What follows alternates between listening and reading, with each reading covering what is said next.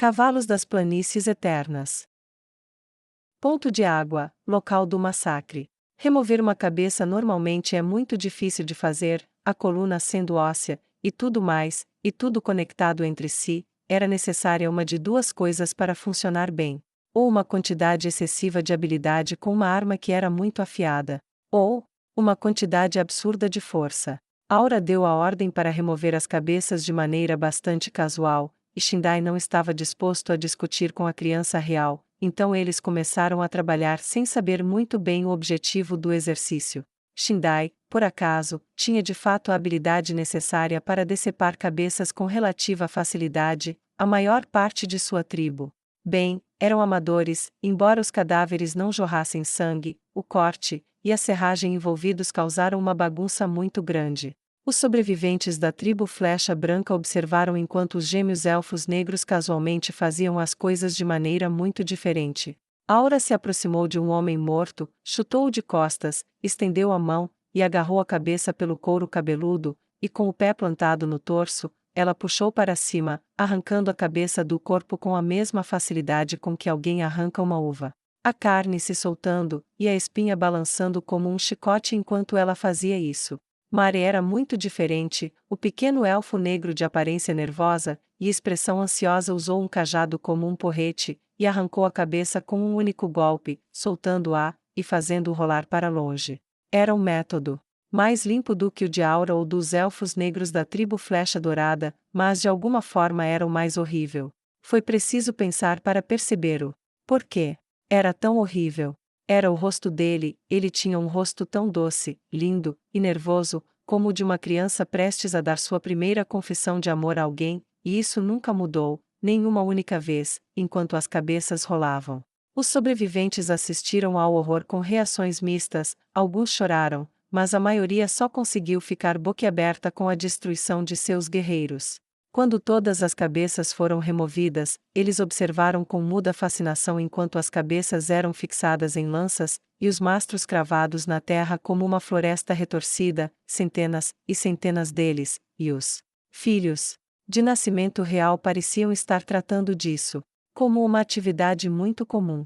Shindai sentiu seu sangue gelar, mas ao ver os rostos dos sobreviventes da tribo Flecha Branca, ele começou a ver exatamente o que os gêmeos estavam fazendo, e sua suspeita foi confirmada quando a última cabeça foi montada, e Aura se aproximou dos prisioneiros.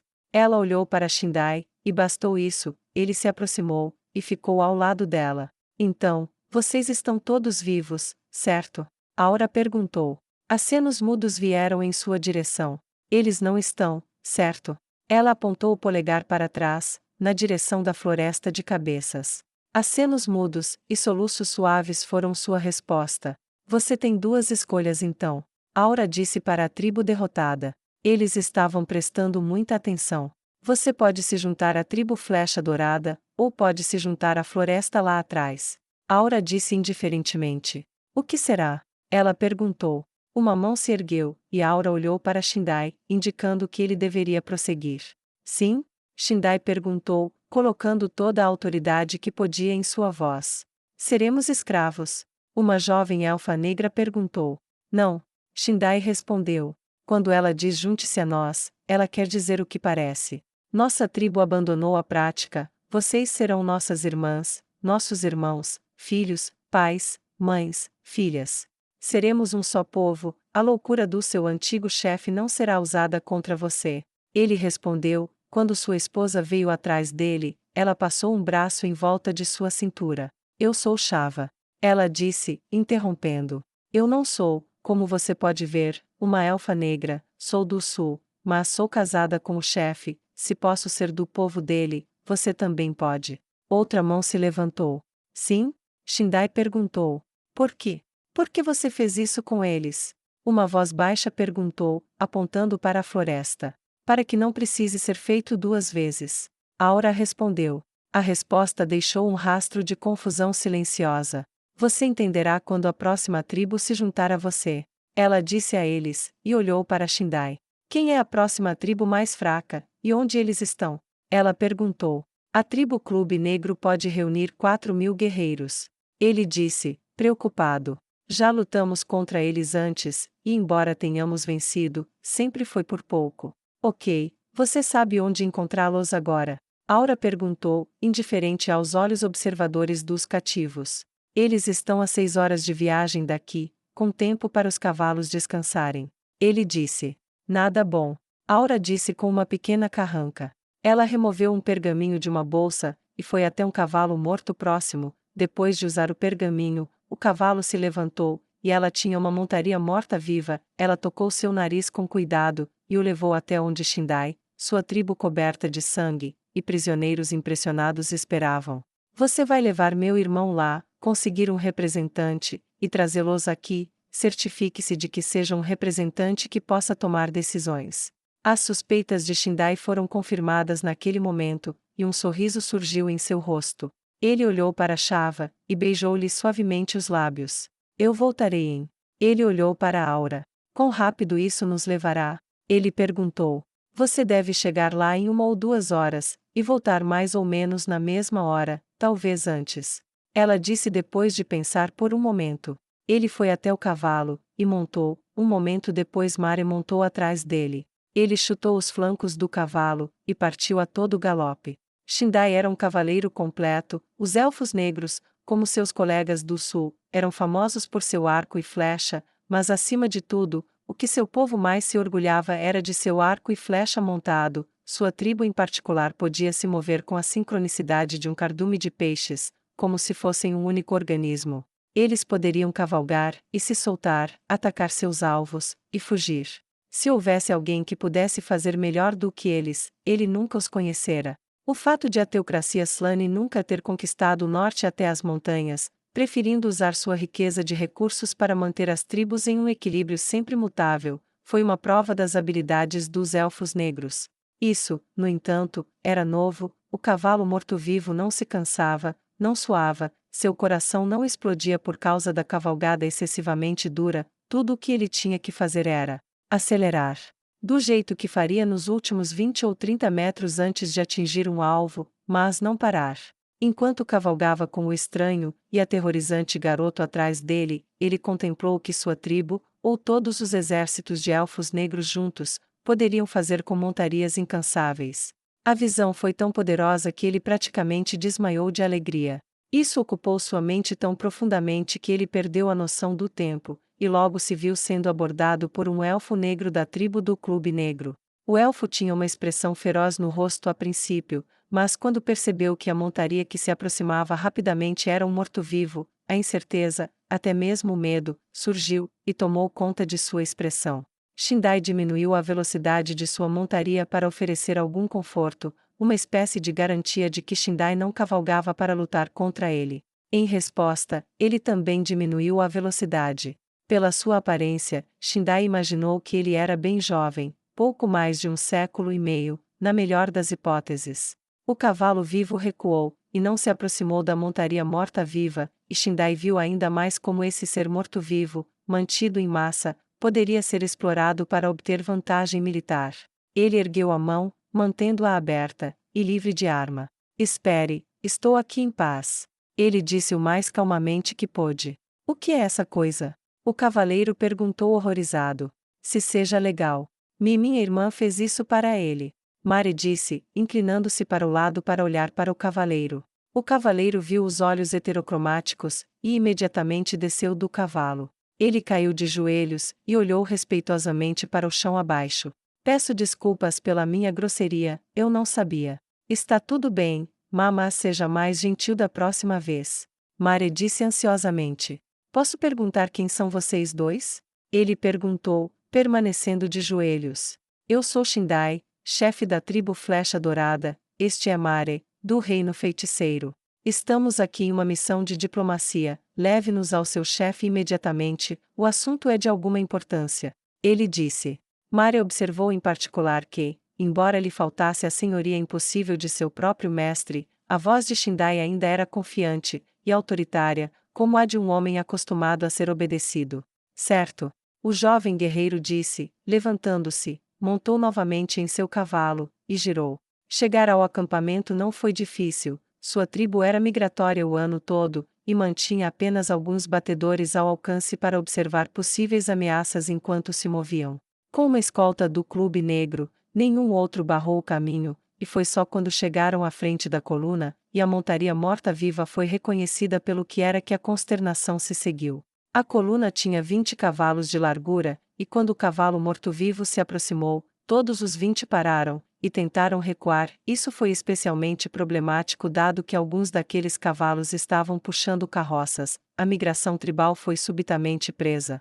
Por uma questão de cortesia, Shindai deu vários passos para trás com seu cavalo, e permitiu que a escolta avançasse para explicar o assunto, e dentro de um momento ou dois do centro da coluna um elfo negro que tinha 2,5 metros de altura, e carregava tanto um arco quanto uma espada em seu corpo subiram. Ele se elevou facilmente sobre Shindai, mas isso não incomodou nem um pouco o chefe da Flecha Dourada, especialmente com a criança guerreira impossível atrás dele. Chefe Shindai.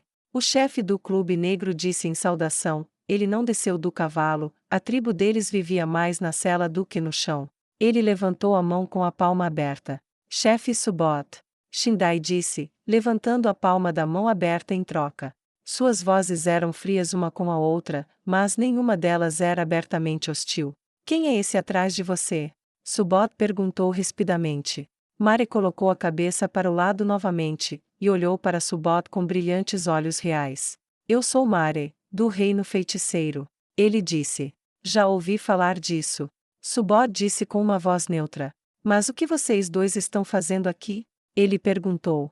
É para dizer que você vai se juntar à tribo dele. Mare disse suavemente. Subot parecia perplexo. O que? Ele perguntou. É isso ou você morre? Mare disse ansiosamente. Meu mestre diz para não matar o que não precisamos, então está a sua chance. A expressão de Subot foi cuidadosamente mantida neutra durante tudo isso, e ele olhou para Shindai em busca de confirmação. Tenho muitas perguntas, mas estou prestes a ficar muito irritado. Ele disse, sua intenção de matar começou a exalar de seu corpo, e quando atingiu Mare, a criança elfa negra, ao contrário de sua expectativa, não perdeu a expressão nem ficou mais assustada, a pequena coisa parecia que cairia com uma brisa forte. Shindai não exalava o seu próprio, ao contrário do que se esperava, ele apenas olhou para a criança real elfa negra por um momento. Então foi como se o sol explodisse em seu rosto, e o gelo tomasse conta de suas veias, e o terror tomasse conta de seu coração, e a morte engolisse sua alma, o pesadelo e o horror o gelassem, enquanto a expressão inalterada da criança assomava como uma montanha a centímetros de seus olhos. Enquanto a coisinha nervosa desencadeou uma intenção assassina que fez com que a sua parecesse uma folha tremendo em um vento forte, levada para longe de sua árvore para morrer distante no ar. Então desapareceu, e Subot mal conseguia respirar, ele suava como se tivesse travado uma batalha difícil, e por assim dizer, foi o que aconteceu. Shindai olhou para ele com olhos solidários, o resto da tribo não foi afetado, eles apenas observaram com grande incerteza enquanto seu chefe, o poderoso e indomável Subot, tremia como uma criança assustada. Há algo que você precisa ver. Shindai disse. Trarei você, e todos os representantes que desejar, mas eles devem ser capazes de, com você, tomar uma decisão que o resto de sua tribo aceitará sem questionar quando for tomada. Subot teve que respirar por mais alguns minutos antes de poder falar, e no final, matou as próprias palavras, e assentiu entorpecidamente. Vou precisar de 5 comigo para isso. Ele disse. Então você vai precisar de montarias como a minha para carregar todos eles, ou de uma carroça que eu possa puxar, deixo essa escolha a seu critério. Shindai disse. Vivemos na cela, temos alguns cavalos idosos que estão perto da morte, se isso servir, se você puder fazer. Mas assim. Subot disse hesitante. Shindai olhou para Mare. Sim, eu tenho os pergaminhos do meu mestre. Poucos minutos depois, a tribo assistiu com horror fascinado quando 6 cavalos de idade avançada foram rapidamente mortos, e depois ressuscitados pelo que parecia ser uma desconhecida realeza dos Elfos Negros. Subot provou seu valor como um chefe corajoso quando seus conselheiros hesitaram em montar nos cavalos mortos-vivos, e ele se aproximou destemidamente, e montou na sela. Com seu exemplo dado, os outros seguiram o exemplo, e seguiram Shindai com um sentimento crescente de admiração e pavor em seus corações, mas para todos os dois, seus cabelos ficaram presos no vento enquanto as montarias corriam pelas planícies, e mais de um estenderam as mãos em êxtase ao sentir o ar batendo forte contra seus peitos fortes e guerreiros. Para aqueles que viviam na cela, esta era a maior das alegrias. Cavalgar pelas planícies abertas sob o céu brilhante era ser um rei sobre tudo ao seu alcance. Bastava depois de um tempo esquecer a expressão de pavor no rosto de Subhot quando ele chamou seus representantes. Isso consumiu o tempo como os cavalos consomem o solo, e apesar de toda aquela alegria em cavalgar, quando viram a floresta de cabeças em pontas de lança, centenas e centenas, todos os guerreiros da tribo Flecha Branca, as formas respingadas de sangue da tribo Flecha Dourada, uma terrível constatação começou a atingir todos eles. Shindai desacelerou sua montaria, e eles, por sua vez, desaceleraram a deles, e ele os trotou muito lentamente pela pequena floresta da morte que as duas crianças haviam ordenado que fosse criada. A morte não era incomum nas planícies, nem a guerra. Muitos perderam entes queridos devido a flechas, lanças, espadas e magia. Porém, esta era uma guerra em outro nível. A pilha de corpos, as espinhas penduradas que balançavam com a brisa, até mesmo a feroz tribo do Clube Negro nunca tinha visto uma vitória tão completa que permitisse a uma tribo exterminar todos os guerreiros. Isso ficou ainda mais chocante porque eles sabiam muito bem que a tribo Flecha Branca estava, apesar de seu pequeno tamanho, entre as mais ferozes no combate corpo a corpo. Aura se aproximou a pé, e parou no meio da pequena floresta. Suponho que você esteja no comando, ela disse, apontando para Subhot. Ele assentiu entorpecido. Gosta da minha floresta? Ela perguntou com um sorriso terrível. Nunca vi nada parecido. Ele disse com uma voz que estava impressionada de uma forma terrível. Então, o acordo é este: você se junta a ele. Aura apontou para Shindai. Você se torna uma tribo, ou posso adicionar todas as cabeças de seus guerreiros a esta floresta, e fazê-la crescer. Estou bem com qualquer um dos resultados, mas se isso ajudar na sua decisão, meu mestre diz para não matar mais do que o absolutamente necessário e para fazer tudo. Ela encolheu os ombros com desdém, e manteve o tom suave e doce ao apresentar a escolha. Subhot olhou para Shindai enquanto ele se aproximava, e embora Shindai nunca tivesse uma opinião negativa sobre seu rival ou sua coragem, ele ainda assim aumentou mais um nível em sua cabeça, pois o homem pôde questionar mais, mesmo depois do que experimentou com a pequena intenção de matar de antes. O que é isso realmente? Subhot perguntou. Seus conselheiros, embora não tivessem coragem, e não se aproximassem, já estavam perto o suficiente para ouvir. Então lá na Floresta da Morte, Shindai explicou tudo o que havia acontecido ao chefe da tribo do Clube Negro. Tudo, ele não deixou nada de fora do que tinha ouvido, e quando a compreensão surgiu em seu rosto, ele olhou por cima do ombro para seus reticentes conselheiros. Eles acenaram com a cabeça, entorpecidos, e mudos, horrorizados, e fascinados por uma mudança tão radical poder acontecer tão rapidamente. A princípio.